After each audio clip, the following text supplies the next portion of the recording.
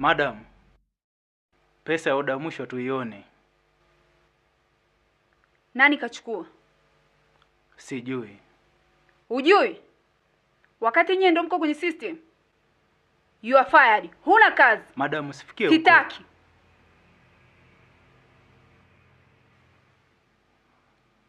Naomba nisaidie kitu.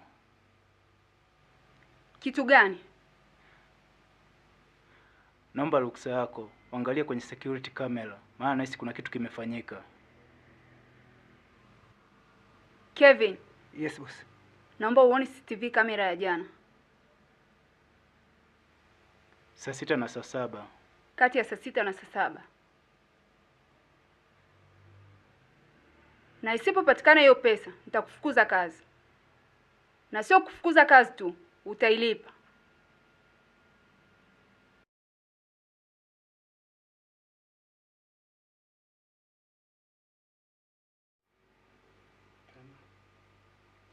Loda.